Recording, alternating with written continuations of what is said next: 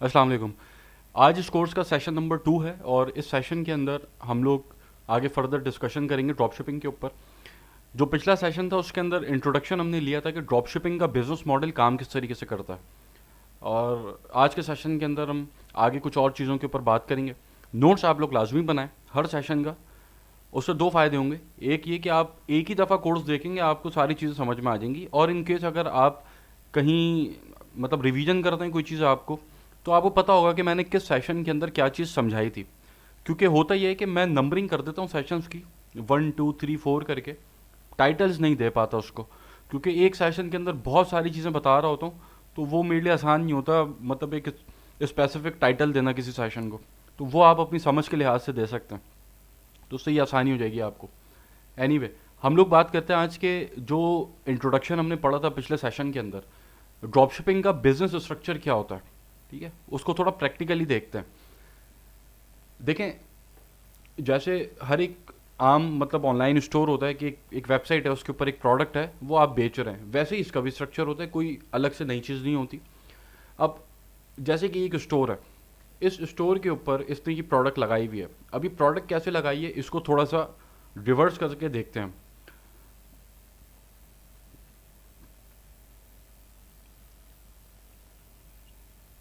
ये जो मैं स्टेप्स परफॉर्म कर रहा हूँ ये आगे भी जब हम प्रोडक्ट रिसर्च करेंगे तो आप लोगों में बताऊंगा, इसको अभी छोड़ दें। अब मैंने देखा कि अली एक्सप्रेस के ऊपर एक प्रोडक्ट है जो $2.17 की मिल रही है। अच्छा, अब सप्लायर कोई भी हो सकता है, अली एक्सप्रेस हो सकता है, सीजे ड्रॉप शिपिंग हो सकता है, और हज़ार तरह के सप्लायर्स हैं। जो सप्लायर वाले सेक्शन के अंदर हम आएंगे तो सीखेंगे वो सारी चीज़ें। अभी मैं अली एक्सप्रेस को एज एन एग्जाम्पल ले रहा हूँ। ये मैंने देखा यार ये एक प्रोडक्ट है, अच्छी प्रोडक्ट है, और ये इस प्राइस के ऊपर अली एक्सप्रेस के ऊपर मिल रही है। तो मैंने सोचा क्यों ना मैं इस प्रोडक्ट को अपने स्टोर के ऊपर लगाऊं और उसके अंदर अपना प्रॉफिट मार्जिन ऐड करके आगे बेचूं। मैंने क्या किया, अली एक्सप्रेस से प्रोडक्ट उठाई और अपने स्टोर के ऊपर $16 की लगा दी। अब ये $16 की क्यों लगाई है, इसके पीछे कॉस्टिंग होती है, प्रोडक्ट कॉस्टिंग।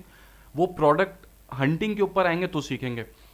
अब मैंने इसके अंदर अपने एक्सपेंसेस ऐड किए, अपना प्रॉफिट मार्जिन ऐड किया और इसके ऊपर एड्स चला दिए, मार्केटिंग शुरू कर दी इसकी। अब जब मेरे स्टोर के ऊपर ट्रैफिक आया और किसी ने आकर ये मुझसे प्रोडक्ट खरीद ली, तो जब उसने मुझसे प्रोडक्ट खरीदी तो मैंने उसने ऑर्डर तो मेरे स्टोर पे किया है, तो मैंने सिंपली उसका ऑर्डर जाकर अपने सप्लायर को प्लेस कर दिया और सप्लायर ने मेरे कस्टमर को उस प्रोडक्ट को शिप कर दिया, और बीच में मैंने अपना प्रॉफिट मार्जिन रख लिया। ठीक है, ये हमने इंट्रोडक्शन पढ़ा था ड्रॉप शिपिंग का। स्ट्रक्चर इसका इस तरीके से काम कर रहा होता है। अब स्टोर जो होते हैं ड्रॉप शिपिंग के, वो कितनी तरह के होते हैं? मेनली दो तरह के स्टोर्स होते हैं, एक जनरल स्टोर होता है और एक नीश स्टोर होता है। दोनों के अपने फ़ायदे हैं और दोनों के अपने नुकसानात हैं। लेकिन मैं क्या रेकमेंड करता हूँ, मतलब जब आप ड्रॉप शिपिंग के अंदर आ रहे हैं तो आपने क्या करना है, मेरी रिकमेंडेशंस के अकॉर्डिंग जनरल स्टोर के ऊपर काम करना है। क्यों करना है उसके रीजंस अभी हम समझ लेते हैं क्या है। सबसे पहले तो आपके पास खेलने के लिए ग्राउंड बहुत बड़ा होता है। जब आप एक जनरल स्टोर बनाते हैं, जैसे कि ये एक जनरल स्टोर है, ठीक है, ये एक जनरल स्टोर है और ये एक जनरल स्टोर है, ये एक नीच बेस्ड स्टोर है। ठीक है, ये स्टोर मैंने कैसे निकालें ये भी आगे हम सीखेंगे। तो जब आप किसी जनरल स्टोर के ऊपर काम कर रहे होते हैं तो खेलने के लिए आपके पास ग्राउंड बहुत बड़ा होता है। ठीक है, उसके ऊपर आप हज़ार तरह की प्रोडक्ट्स को टेस्ट कर सकते हैं। जबकि जब आप किसी नीश बेस्ड स्टोर के ऊपर काम कर रहे होते हैं तो आपके पास एक पर्टिकुलर नीश होती है जिसके अंदर आपने काम करना है, उससे बाहर आप जा नहीं सकते। अब सारा गेम ही प्रोडक्ट का है। ड्रॉप शिपिंग के अंदर एक प्रोडक्ट अगर आपको मिलेगी तो वो आपको बना भी देगी, वही आपको तबाह भी कर देगी। ठीक है, तो सारा गेम जो है वो प्रोडक्ट का है। तो जनरल स्टोर के अंदर सक्सेस रेट ज़्यादा इसीलिए होता है कि वहाँ पर आपके पास प्रोडक्ट सिलेक्शन के लिए ग्राउंड बहुत बड़ा होता है, आप बहुत सारी प्रोडक्ट्स को उसके ऊपर टेस्ट कर सकते हैं। जबकि नीच स्टोर के ऊपर ऐसा नहीं है, आपको एक छोटे से ग्राउंड के अंदर खेलना है, उसी के अंदर आपने अच्छी प्रोडक्ट को निकालना है और उसको मार्केट करना है। ठीक है, तो यहाँ पर सक्सेस रेट थोड़ा सा कम होता है। अब आप तो नए हैं, बजट भी आपके पास कम है, तो आपने जनरल स्टोर की तरफ जाना है। नीच स्टोर की तरफ भी आप जा सकते हैं जब आपके पास एक्सपीरियंस आ जाए। एक्सपीरियंस गेन करने के बाद फिर तो कोई रूल आप पे इंप्लीमेंट होता ही नहीं है, फिर तो आप जो चाहें करें, एक्सपीरियंस होना चाहिए, वरना पैसा डूबने के चांसेस ज़्यादा होते हैं।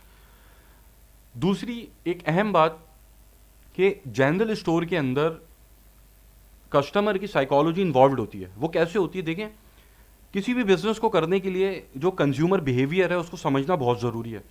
अगर आप अपने कंज्यूमर का, जो आपकी प्रोडक्ट का कंज्यूमर है, उसका बिहेवियर समझ गए तो आप उसको चीज़ आसानी से बेच पाएंगे, वरना आपको वो चीज़ उसको बेचने में मुश्किलात पैदा होंगी। ठीक है। अब क्या है यहाँ पे साइकोलॉजिकल इफेक्ट क्या है, आपने कॉन्सेप्ट देखा होगा $1 शॉप का। ये अभी पाकिस्तान के अंदर भी चल रहा है और दुनिया भर में तो बहुत चल रहा है और बहुत अरसे से चल रहा है। अब एक मैं आपको छोटी सी एग्जांपल देता हूँ, उससे आपको बिल्कुल क्लियर हो जाएगा कि आपने किस डायरेक्शन में जाना है, जनरल में जाना है या फिर नीश स्टोर में जाना है। एक रोड के ऊपर एक बंदा जा रहा है, उसके सामने एक उसको दुकान नज़र आई जिसके ऊपर लिखा था $1 शॉप, और उसने उसको देखा और वो उस दुकान के अंदर चला गया। जब वो उस दुकान के अंदर जा रहा है तो उसके दिमाग के अंदर क्या चीज़ वो लेकर जा रहा है, ये मैं आपसे सवाल पूछ रहा हूँ। उसके दिमाग में कौन सी प्रोडक्ट है कि जो वो सोच कर अंदर जा रहा है मुझे लेनी है, ये मैं आपसे सवाल पूछ रहा हूँ। उसके दिमाग में कोई प्रोडक्ट नहीं है। उसने क्या देखा है, उसने देखा है $1 शॉप है, अफोर्डेबल है, सस्ती है, पहली चीज़। दूसरी चीज़, उसने क्या चीज़ महसूस की कि यार ये इसके अंदर बहुत सारे आइटम्स होंगे। ठीक है। तीसरी चीज़, जब वो दुकान के अंदर घुस रहा है तो उसको पता है कि मुझे कोई एक स्पेसिफिक प्रोडक्ट मेरे जहन में नहीं है, मैं बस जा रहा हूँ अंदर, देखता हूँ। अब वो उस दुकान के अंदर जाता है तो अंदर बेशुमार अमेजिंग किस्म की प्रोडक्ट्स उसको नज़र आती हैं, जैसे कि ये एक जनरल स्टोर के ऊपर आपको नज़र आ रही हैं, कि जिसको देखकर, हर प्रोडक्ट को देखकर उसका दिल ललचाता है कि यार वाह कितनी अच्छी प्रोडक्ट है, ये मैं ले लेता हूँ।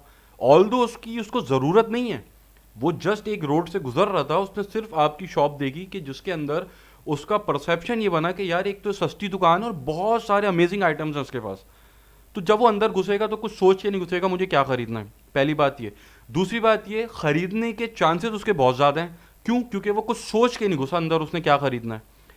जब वो कुछ सोच के नहीं घुसा कि उसने आपके स्टोर के अंदर से क्या खरीदना है, तो इस चीज़ के चांसेस ज़्यादा हैं कि अल्टीमेटली वो कुछ ना कुछ खरीद कर बाहर निकलेगा।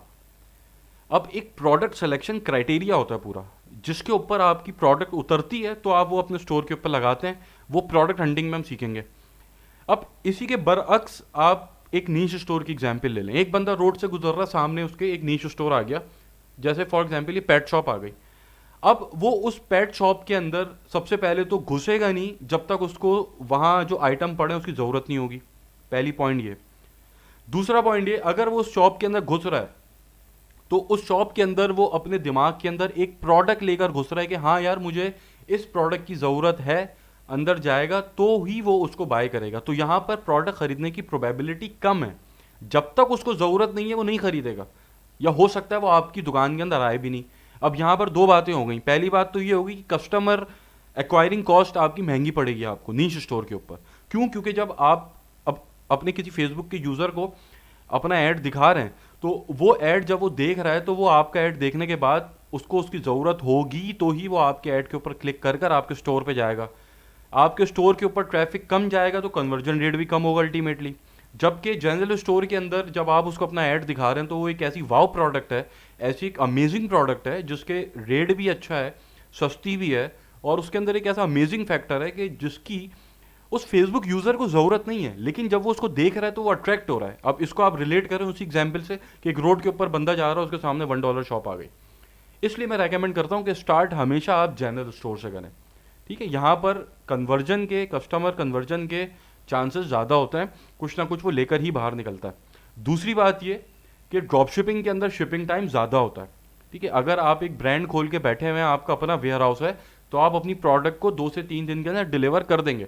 लेकिन ड्रॉप शिपिंग के अंदर अगर आप सीधे ड्रॉप शिपिंग से भी काम करें तो वहाँ पर भी आप 6, 7, 8 दिन लग जाता है डिलीवरी के अंदर। तो अगर आप कोई ऐसी चीज़ किसी को बेच रहे हैं कि जिसकी उसको ज़रूरत है तो वो इंतज़ार नहीं करेगा आपका। आप प्रोडक्ट अगर उसको लेट पहुंचाते हैं तो वो आपसे नाराज़ होगा, वो आपसे नाराज़ होगा तो आपका बिजनेस बंद हो जाएगा। ठीक है। जबकि जनरल स्टोर के अंदर क्या है कि जनरल स्टोर के अंदर उसको ज़रूरत नहीं है उस प्रोडक्ट की, उसकी ख्वाहिश है कि वो प्रोडक्ट खरीद ले। तो यहाँ पर कस्टमर की नाराज़गी के चांसेस भी कम है और आपसे जो आपकी सेल्स हैं उसके चांसेस भी ज़्यादा हैं कि वो आपसे कुछ ना कुछ लेकर बाहर निकलेगा। इसलिए मैं रेकमेंड करता हूँ कि आपने जनरल स्टोर की तरफ जाना है। तीसरी चीज़, जनरल स्टोर आप ब्रांड नहीं बना सकते। ठीक है। ब्रांडेबल नहीं होते ये। नीश स्टोर आप ब्रांड बना सकते हैं।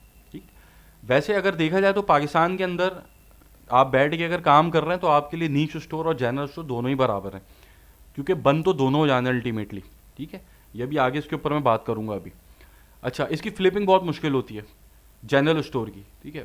मतलब फ्लिपिंग से मुराद मेरी ये है कि आपने एक बिजनेस स्टेबल कर लिया और उसके उसके ऊपर प्रॉफिट्स आ रहे हैं कंसिस्टेंटली, आपके पास इनकम जनरेट हो रही है उसकी, तो आप किसी को बेच सकते हैं, ठीक है। तो अगर आपका जनरल स्टोर है तो उसको बेचना बड़ा मुश्किल होता है। नीच स्टोर आप बेच सकते हैं कि यार ये मेरी एक प्रोडक्ट है, ये मैंने एक ब्रांड बिल्ड कर लिया है, ठीक है। तो आप उस ब्रांड को किसी को बेच सकते हैं, जो कि दुनिया भर में बिकती हैं चीज़ें।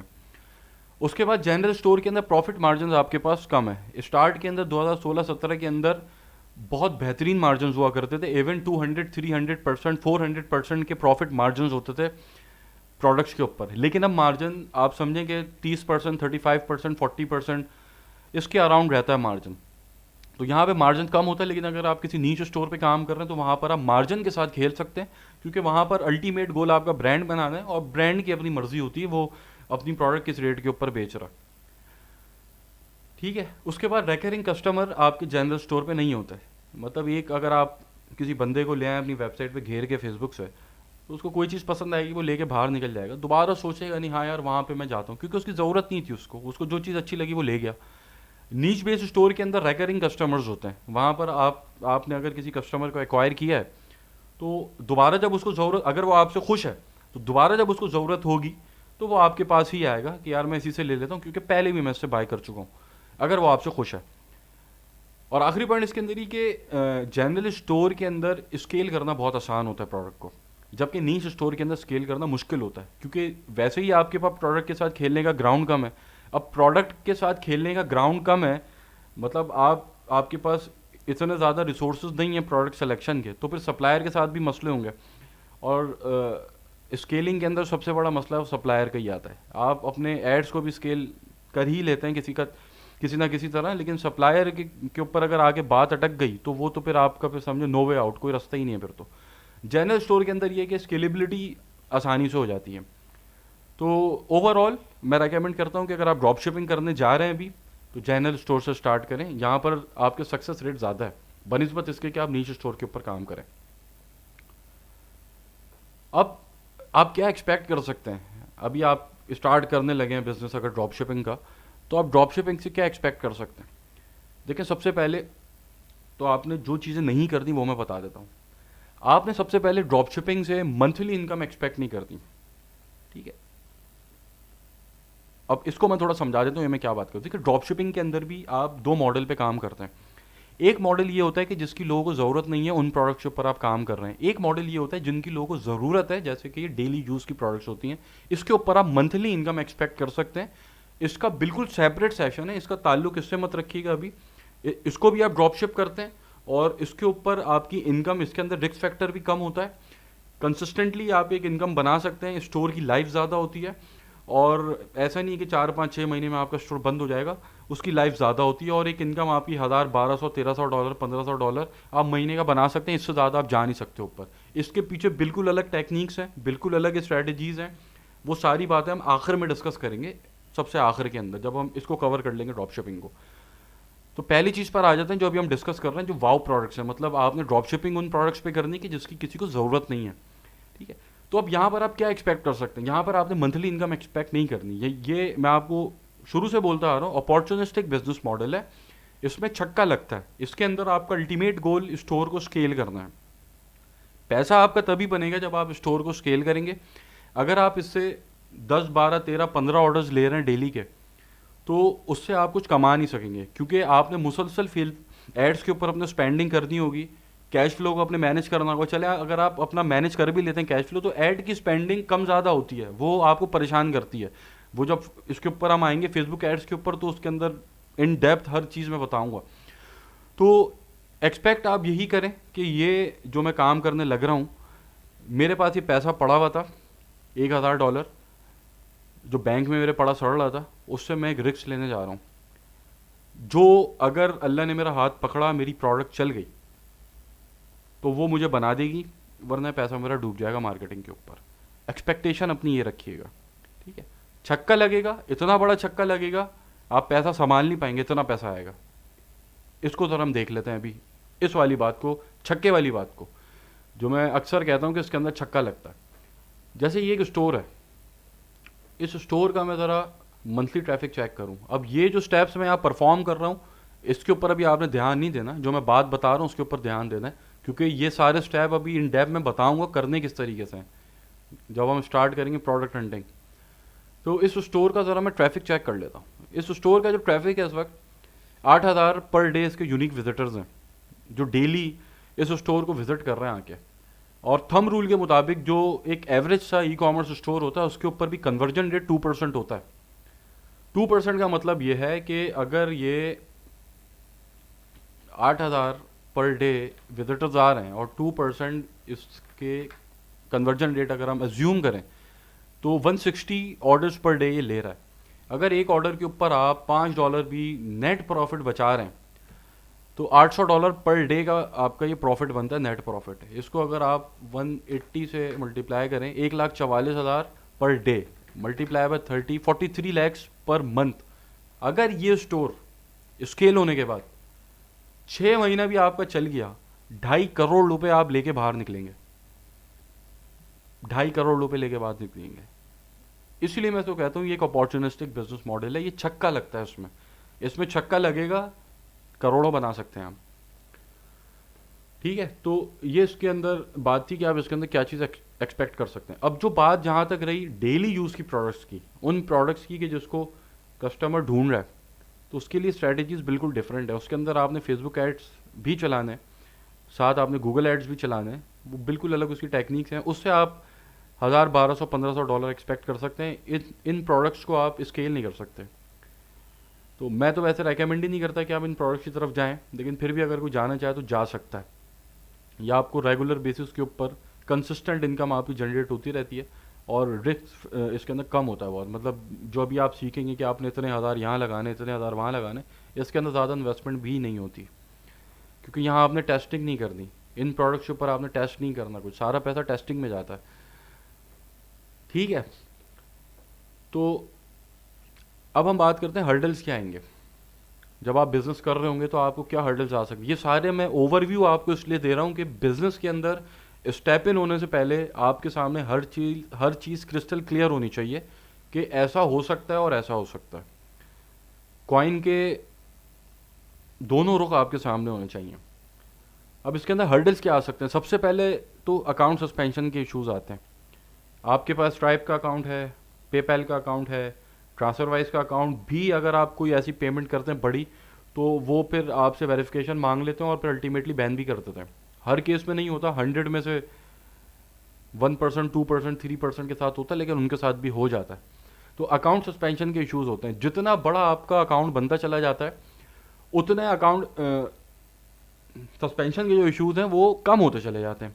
शुरू के अंदर अकाउंट सस्पेंशन के इश्यूज सबसे ज़्यादा होंगे। आप क्रॉस करेंगे $1,000 कम होंगे, $5,000 कम होंगे, $20,000 कम होंगे, 50,000। जितना आपका अकाउंट बड़ा होता चला जाएगा उतने ही आपके पास जो सस्पेंशन के चांसेस हैं वो कम होते चले जाएंगे। स्टार्ट के अंदर जब आप स्टार्ट करते हैं, क्योंकि आपके बिजनेस की लाइफ 5-6 महीना है, 5-6 इसके अंदर आपने करना ही यही है, बिजनेस में आना है। अपॉर्चुनिस्टिक बिजनेस मॉडल है, पहले बता चुका हूँ, पैसा कमाना है, बाहर निकल जाना है, क्योंकि अल्टीमेटली अकाउंट बैन हो जाएंगे। लेकिन अगर आप इसको स्केल कर जाते हैं अपने स्टोर को और आपके अकाउंट के ऊपर मतलब एक अच्छा अकाउंट बन जाता है, बड़ा अकाउंट बन जाता है, तो उसके फिर चांसेस धीरे धीरे कम होना शुरू हो जाते हैं। लेकिन शुरुआत के अंदर जब आप स्टार्ट कर रहे होते हैं तो बहुत ज़्यादा चांसेस होते हैं कि आपके अकाउंट सस्पेंड होगा। अब उसकी प्रिवेंशन क्या करनी है वो जब मैं आपको अकाउंट बना के दिखाऊंगा, स्ट्राइप का, पेपैल का, ट्रांसफरवाइज का, तो उसके अंदर मैं साथ साथ ये भी समझाता रहूँगा कि ये काम करना है और ये काम बिल्कुल ही नहीं करना कि जो आपके अकाउंट सस्पेंशन का बाइस बने। ठीक है, उसके बाद सप्लायर के इश्यूज, जैसा मैंने पहले बताया कि आप स्केलिंग जब करने जाएंगे तो सप्लायर के इश्यूज आएंगे आपको। जैसे यहाँ पर एक एग्जांपल मैं आपको दिखा देता हूँ। ये प्रोडक्ट हम देख रहे थे, अब यहाँ पर ये चाइना का ऑप्शन भी दे रहा है, फ्रांस का ऑप्शन भी दे रहा है। ठीक है, अब फॉर एग्जांपल आप फ्रांस से शिप कर रहे हैं। ठीक है, फ्रांस से शिप करने के दौरान आपके जो स्टोर के ऊपर मतलब इसका जो स्टॉक है वो ख़त्म हो जाता है, तो अल्टीमेटली आपको कहाँ जाना पड़ेगा, आपको चाइना पे जाना पड़ेगा अगर आपने इसी के साथ काम करना है। तो कॉस्ट का फ़र्क आप देखें कितना है। ठीक है, फिर आपकी कॉस्ट का फ़र्क आता है, दूसरा फिर आपके टाइम का फ़र्क आता है, डिलीवरी टाइम का। ठीक है, तो ये इश्यूज आते हैं सप्लायर सिलेक्शन के ऊपर। ठीक है, तो ये आपकी स्केलिंग के अंदर जो है मसला करता है। दूसरा, फिर आपके फेसबुक ऐड की स्केलिंग के अंदर भी इश्यूज आते हैं। ये बहुत ज़्यादा नहीं आते, लेकिन आ जाते हैं कि आपकी कैंपेन स्टक हो जाती है एक पॉइंट के ऊपर आके। आपने एड्स रन करना शुरू किए और आप फेज़ 1 के ऊपर आए, आप फेज़ 2 के ऊपर आए, आप फेज़ 3 के ऊपर आके अटक गए। अब आपके पास डेली के 50 ऑर्डर आ रहे हैं, अब आपको चाहिए डेली के 70 ऑर्डर, 80 ऑर्डर, वो आप नहीं ला पाएंगे। आप अपना बजट बढ़ाएंगे, आपकी कैंपेन जो आपकी सेल्स गिरना शुरू हो जाएंगी। आप फिर बजट अपना मैनेज करेंगे, आपकी सेल्स मैनेज हो जाएंगी। फिर आप अपना बजट बढ़ाने की कोशिश करेंगे, फिर आपकी सेल्स गिरेंगी। एक पॉइंट आता है कि जहाँ पर आकर आपकी कैंपेन सैचुरेट हो जाती है। अब ये जो चीज़ें अभी मैं यहाँ पर इस्तेमाल कर रहा हूँ, जो मैं आपके सामने टर्म्स इस्तेमाल कर रहा हूँ, वो आगे फेसबुक एड्स के सेशन के अंदर इन डेप्थ मैं बताऊँगा। मतलब क्या है उसके अंदर आपने चीज़ें करनी है, क्या नहीं करनी, क्या बिहेवियर होता है कैंपेन का, वो सारी चीज़ें बहुत अंदर घुस के समझा दूंगा आप लोगों को, एक एक चीज़ कुछ नहीं छोड़ूंगा। तो स्केलिंग के जो इशूज़ होते हैं ये आपकी फेसबुक एड्स के ऊपर भी आ जाते हैं कि आपकी कैंपेन स्टक हो जाएगी और फिर आप बोलेंगे यार ये तो आगे नहीं बढ़ पा रही कैंपेन। अब वो स्टक जो हो रही कैंपेन वो 50 ऑर्डर पे भी हो सकती है, 10 ऑर्डर पे भी हो सकती है, 5 पे भी हो सकती है। अब आपके पास डेली के 5 ऑर्डर आना शुरू हो गए, अब आप खुश हो गए यार ये तो मेरे पास ऑर्डर आना शुरू हो गया, मेरी प्रोडक्ट मतलब चल गई है, अब मैं इसको स्केल करता हूँ। अब वो 5-6 ऑर्डर से ऊपर आप जा ही नहीं पाएंगे। आप बजट बढ़ाएंगे, आपकी सेल गिरेगी, फिर आप बजट बढ़ाएंगे। आप ऑल दो मैंने एक टेक्निक्स बताई हैं, प्रॉपर स्ट्रेटजीज बताऊंगा कि स्केल किस तरीके से करते हैं कैंपेन को, ठीक है। उसके बाद भी स्टक हो जाती है कैंपेन, लेकिन एक प्रोडक्ट ऐसी होगी जो आपकी निकल जाएगी आगे, मतलब स्केल हो जाएगी इजीली। तो बस अल्टीमेट गोल ये है कि उस प्रोडक्ट तक पहुंचना है कि जो स्केल हो जाए। तो ड्रॉप शिपिंग का बिजनेस शुरू करने से पहले ये जो 2 सेशंस आज हुए हैं इसको बार बार रिपीट करके देखिएगा, उसके बाद स्टेप इन होइएगा इस बिजनेस के अंदर। अब जो हमारा थर्ड सेशन होगा, उस थर्ड सेशन के अंदर हम थोड़ा सा ये कवर करेंगे कि आपने क्या करना है क्या नहीं करना, ठीक है, या लोग क्यों फेल हो जाते हैं ड्रॉप शिपिंग में, उसको इन डेप्थ थोड़ा सा डिस्कस करने की कोशिश करेंगे प्रैक्टिकल स्टोर्स के ऊपर। और फिर हम आ जाएंगे अपने प्रैक्टिकल वर्क पे जो कि है प्रोडक्ट रिसर्च का, और फिर उसको हम फर्दर आगे लेके चलते रहेंगे इस कोर्स को। तो कोई क्वेश्चन हो व्हाट्सएप ग्रुप के ऊपर आप पूछ सकते हैं, अगर वहाँ वैसे तो मैं इतना रिप्लाई नहीं करता ग्रुप्स के ऊपर, आप मुझसे